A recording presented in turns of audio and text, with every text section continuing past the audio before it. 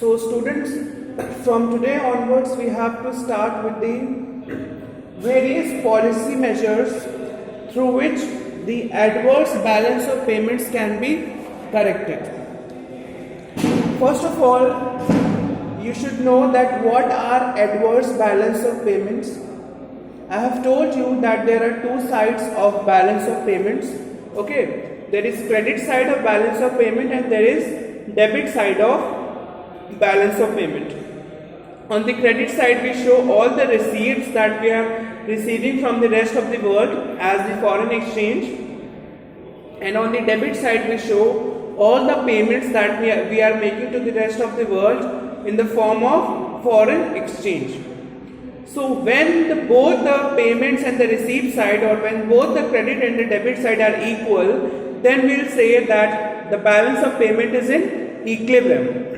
Otherwise, if both of them are not equal, two situations might arise. Maybe your receipts are greater than your payments. That means whatever you are receiving from the rest of the world as the foreign exchange is more, and whatever you are paying to the rest of the world as the foreign exchange is less.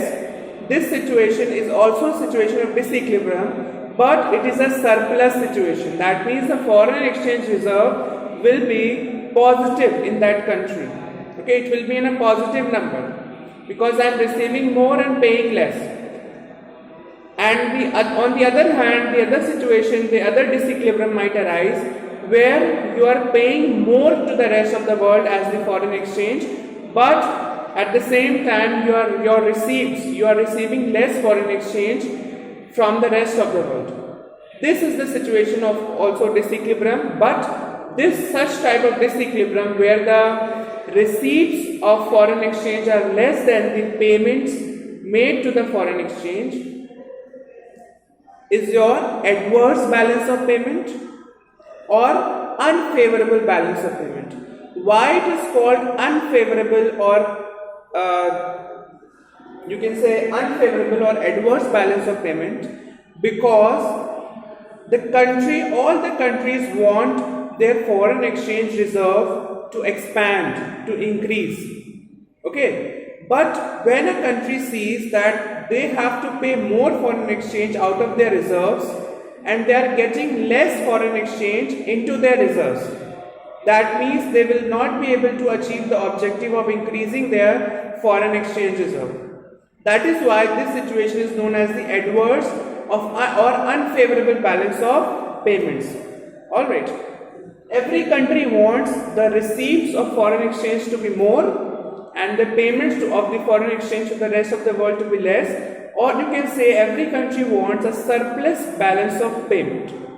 Okay. That means they have an excess of foreign exchange reserve. But if the condition arises, if the situation of deficit arises, that is with most of the countries, especially developing countries, majorly their balance of payments are in deficit only, and we have discussed various causes also in the last class which lead to the deficit in the balance of payments. Now, today we have to discuss the various policy measures that can be undertaken by an economist or by the government, okay, or by the public authority to correct this problem. Deficit in the balance of payment or adverse or unfavorable balance of payment is a problem. It is an economic problem. Alright, and it can be corrected. There are solutions available. There are certain policy measures available which the government can use to correct the unfavorable balance of payment.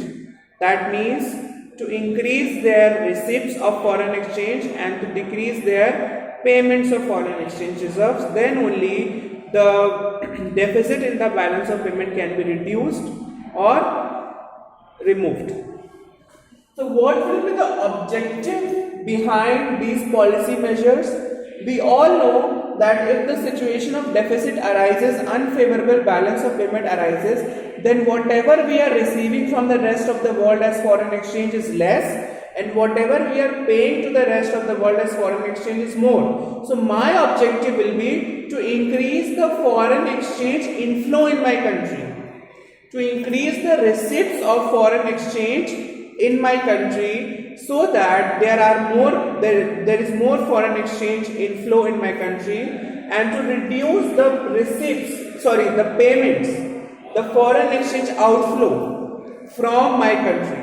Okay, so that the balance of payment, the deficit can be reduced, or the situation of surplus can be achieved, or the situation of equilibrium can be achieved. So what will be the objective behind adopting any of these measures to correct the balance of payment, the adverse balance of payment? The objective would be to increase forex inflow, that means to increase the foreign exchange inflow, that means to increase the receipts of foreign exchange, and to reduce foreign exchange outflow. हमें कुछ ऐसे steps लेने पड़ेंगे, कुछ ऐसे measures लेने पड़ेंगे जिससे हमारी कंट्री में ज़्यादा फॉरेन एक्सचेंज रिजर्व्स आए, बाहर की करेंसी ज़्यादा आए, और हमारे पास से जो बाहर की करेंसीज का रिजर्व है, फॉरेन एक्सचेंज रिजर्व है, वो कम जाए. Alright, this will be the objective of your measures to correct the unfavorable balance of payment.